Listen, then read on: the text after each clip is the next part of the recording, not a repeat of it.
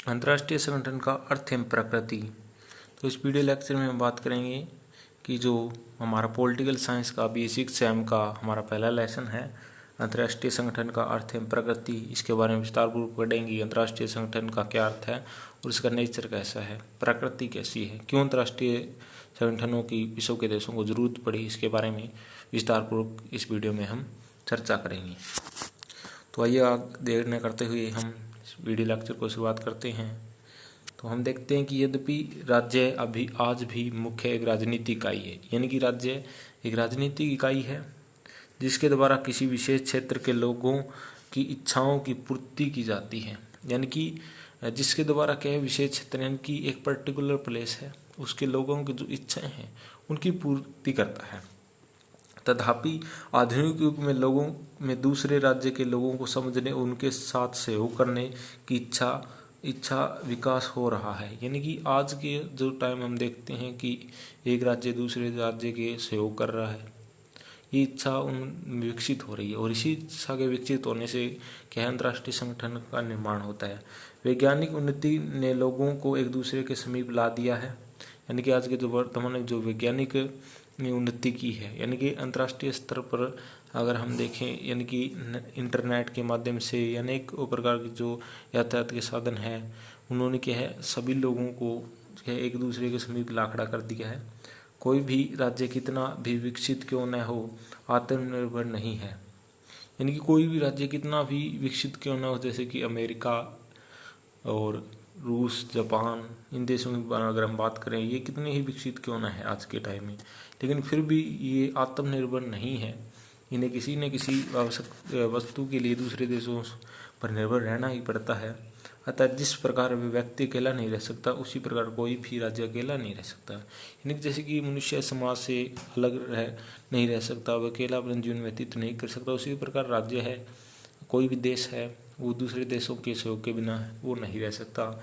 छोटे से छोटे निर्बल राज्य की कार्य विधियों का प्रभाव दूसरे राज्यों पर पड़ता है और राज्य अपने अस्तित्व और विकास के लिए परस्पर, इसलिए वे एक दूसरे से निरंतर संपर्क बनाए रखने के उद्देश्य से अंतर्राष्ट्रीय संगठन बनाने के लिए भी विवश हैं। क्योंकि राज्य संप्रभुता संपन्न है और वे अपनी प्रभुसत्ता को बनाए रखने चाहते हैं, इसलिए उनके लिए अंतर्राष्ट्रीय संगठन एक ऐसी सत्ता सौंपनी संभव नहीं है जिसके द्वारा संगठन उनको उनकी इच्छा के विरुद्ध कार्य करने के लिए विवश कर सके। स्पष्ट है कि अंतर्राष्ट्रीय समझौते करने का प्रयास है। यानी कि अंतर्राष्ट्रीय संगठन दो परस्पर विरोधी शक्तियां, राष्ट्रीय प्रभुसत्ता और अंतर्राष्ट्रीय अन्यायोन श्रेय के बीच समझौते करने का प्रयास है। चार्ल्स पी सलीचर के अनुसार है, अंतर्राष्ट्रीय संगठन को अस्तित्व इसलिए है क्योंकि हम एक अनियंत्रित विश्व में रहते हैं और जिसमें मनुष्य कुछ एक आवश्यकताओं की पूर्ति तब तक संभव नहीं जब तक उसके जीवन के कुछ निश्चित पहलुओं को अंतर्राष्ट्रीय आधार पर संगठित नहीं किया जाए। यानी कि एक जीवन के लिए कुछ निश्चित पहलुओं को अंतर्राष्ट्रीय स्तर पर संगठित न किया जाए। मनुष्य की मुख्य आवश्यकताएं शांति और समृद्धि है, जिन्हें प्राप्त करने के लिए वह शांति व अंतर्राष्ट्रीय सहयोग चाहता है। यानी कि मनुष्य के लिए जरूरी है कि मनुष्य शांत रहे और वो समृद्ध रहे। इसके लिए उसे क्या है, शांति, अंतर्राष्ट्रीय स्तर पर शांति व अंतर्राष्ट्रीय सहयोग की जरूरत होती है। अंतर्राष्ट्रीय संगठन प्रगतिक्रम के पीछे दो लक्ष्य है, युद्ध पर प्रतिबंध और मनुष्य की सामाजिक व आर्थिक दशा में सुधार। यानी कि जो हमारे प्रथम और द्वितीय विश्व युद्ध हुए थे, उन युद्धों को बंद करने के लिए उद्देश्य से अंतर्राष्ट्रीय संगठन, जैसे कि प्रथम विश्व युद्ध के बाद राष्ट्रसंघ, उसके बाद संयुक्त राष्ट्र संघ का जो गठन किया गया। और धनवान राष्ट्र बिल्कुल स्वाभाविक रूप से शांति और सुरक्षा के पर जोर देते हैं। यानी कि जो विकसित देश है वो क्या चाहेंगे कि वो देश में शांति हो और सुरक्षित रहे, किसी प्रकार का दंगा फसाद न हो।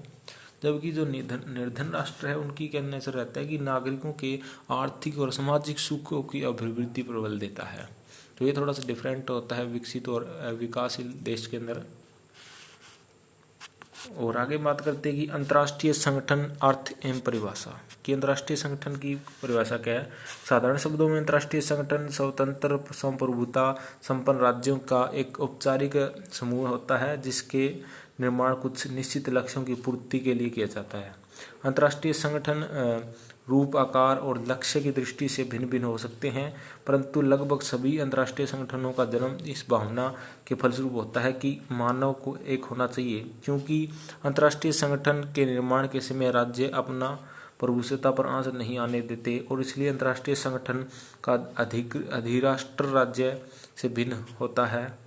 अंतर्राष्ट्रीय संगठन की विभिन्न विद्वानों ने विभिन्न परिभाषाएं की है और जिसमें मुख्य परिभाषाएं इस प्रकार है। आगेर्स्की ने जो अनुसार अंतर्राष्ट्रीय संगठन की स्थापना तब होती है जब कुछ राष्ट्र संयुक्त हो जाते हैं और जहां उनमें से प्रत्येक यह अनुभव करता है कि औपचारिक संगठन के क्रियाशील होने से उसका कुछ लाभ होगा। यानी कि संयुक्त इकट्ठे हो जाते हैं और उन्हें पर अनुभव होने लगता है कि अगर वो औपचारिक संगठन करेंगे तो उनके क्रियाशील होने से उसका कुछ लाभ होगा। ये परिभाषा है और आगेर्स्की के अनुसार।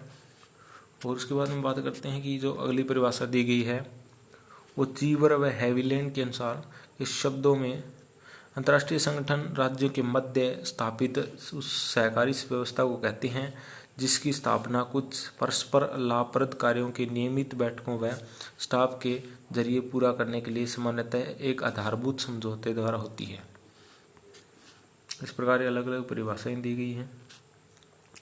जरूरी नहीं एक दो आप परिभाषा इसके अंदर से याद कर लेते हो, सभी याद करनी आवश्यक नहीं है।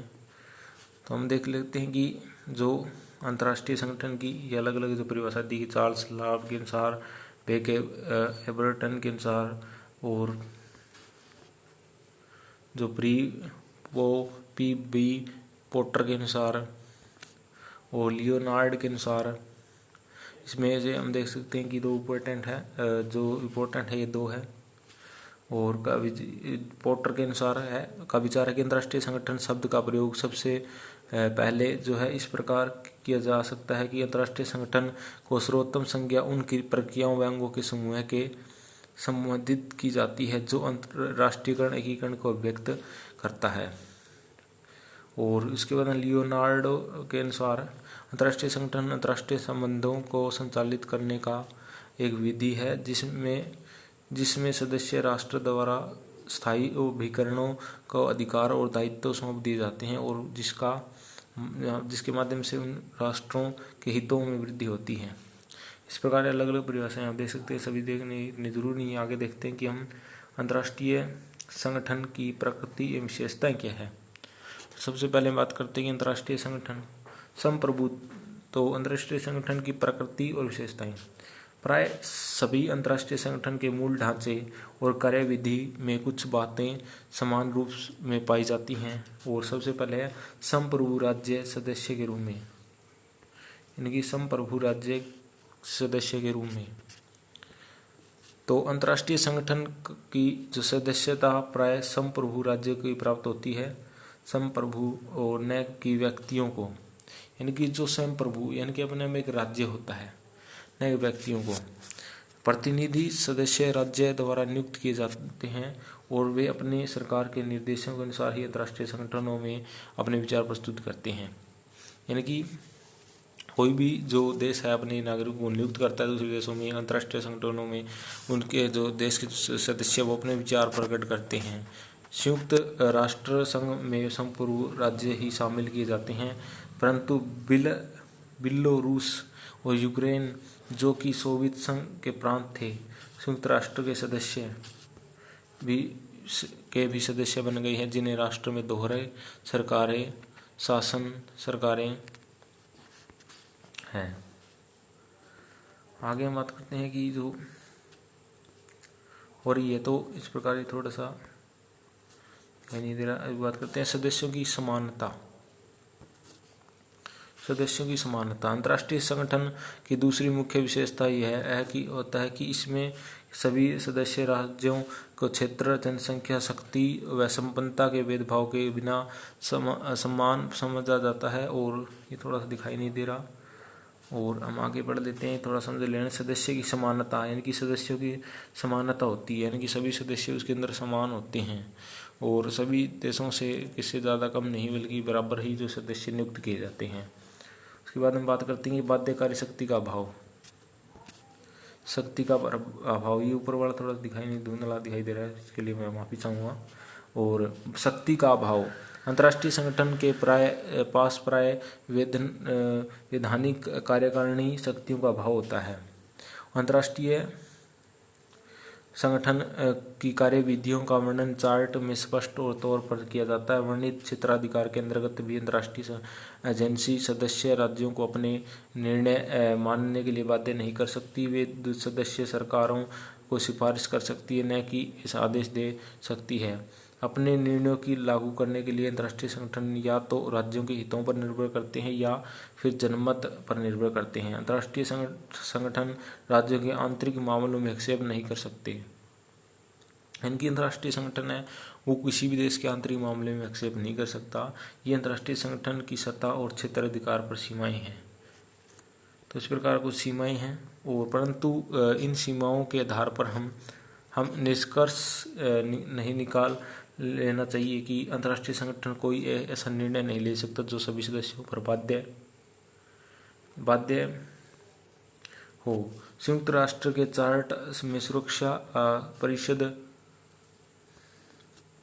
परिषद की शांति और सुरक्षा को बनाए रखने के लिए बाध्यकारी निर्णय लेने का अधिकार दिया गया है। अंतर्राष्ट्रीय बैंक, अंतर्राष्ट्रीय मुद्रा कोष के पास पर्याप्त सत्ता है जिसके द्वारा वे सदस्य राज्यों के निर्णय मानने के लिए बाध्य कर सकता है, और इन अभिकरणों का यदि कोई सदस्य राज्य निर्णय नहीं मानता या उस राज्य का अभिकरण के लाभों को वंचित कर सकता है तो, परंतु इन उदाहरणों का अनिवार्य रूप से अभिप्राय नहीं है कि अंतर्राष्ट्रीय सत्ता का सार्वभौमिक विशेषता है। वास्तव में यह उदाहरण नियम न हो कर अपवाद है। वास्तव में जो अंतर्राष्ट्रीय संगठन सदस्य राज्यों को सहमति पर निर्भर करते हैं, और यह बात स्पष्ट हो जाती है कि राज्यों के लिए अंतर्राष्ट्रीय संगठन का सदस्य बनना ऐच्छिक है, न कि अनिवार्य है।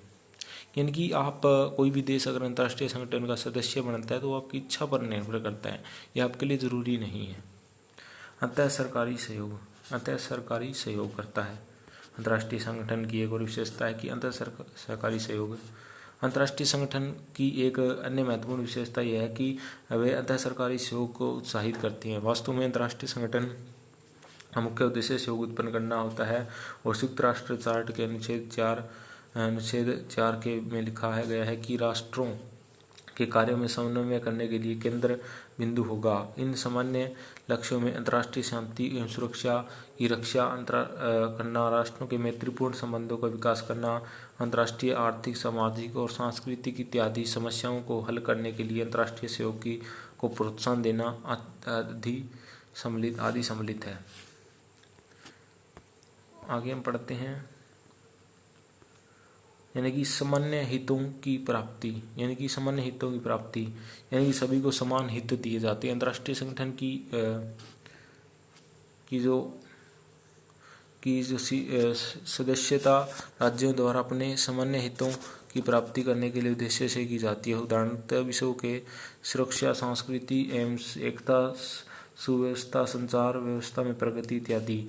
यद्यपि अंतर्राष्ट्रीय संगठनों के रूप, उद्देश्य आदि में भिन्नता देखने को मिलती है, परंतु उनके जन्म के मूल की यह भावना काम करती है कि सभी प्रकार के संघर्षों से दूर होकर एक बने रहें। अगला है जो हमारा पॉइंट नंबर 6, अंतर्राष्ट्रीय संबंधों का संचालन। अंतर्राष्ट्रीय जो स्थायी अभिकरण तथा प्रक्रियाओं के द्वारा अंतर्राष्ट्रीय संबंधों का संचालित करता है। अंतर्राष्ट्रीय संगठन स्थायी अभिकरणों की सहायता से ही अंतर्राष्ट्रीय संबंधों को संचालित करता है। उसे अंतर्राष्ट्रीय दायित्व प्राधिकार उनके सदस्य राज्यों के द्वारा सौंपे जाते हैं।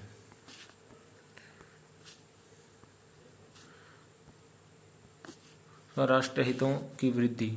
अंतर्राष्ट्रीय संगठन के प्रत्येक सदस्य राज्य अंतर्राष्ट्रीय क्षेत्र में राष्ट्रीय हितों की वृद्धि करने के लिए अपनी नीतियों योजनाओं समर्थन करता है।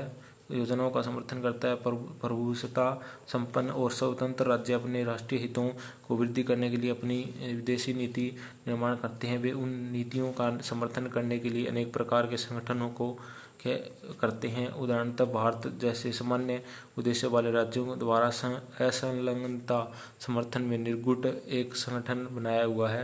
उपयुक्त विवरणों से यानी कि राष्ट्रीय हितों की वृद्धि, यानी कि कोई भी राष्ट्र उसके हितों में वृद्धि, उसके जो हित है उनकी वृद्धि की जाए, इस पर जो बल देता है। अब हम अभ्यास के क्वेश्चन देख लेते हैं कौन कौन से आएंगे इसके अंदर से। ये छोटा ही लेसन है, इसके अंदर से 16 नंबर का जो क्वेश्चन है या बड़ा क्वेश्चन है वो नहीं बनेगा। आगे जो लेसन करेंगे हम दूसरा उसमें से बनेगा। अंतर्राष्ट्रीय संगठन की परिभाषा, अंतर्राष्ट्रीय संगठन की आवश्यकताएं विशेषताएं कौन सी है। और दूसरा क्वेश्चन, अंतर्राष्ट्रीय संगठन से आप क्या समझते हैं, इसकी प्रकृति का वर्णन कीजिए। अंतर्राष्ट्रीय संगठन अर्थ प्रकृति आधारों का वर्णन कीजिए। तो इस प्रकार ये 3 क्वेश्चन हम देख लिए, लेकिन इसमें ज़्यादा बड़ा क्वेश्चन नहीं बनेगा। बड़ा क्वेश्चन दूसरे लेसन से बनेगा। इस वीडियो में इतना ही, धन्यवाद।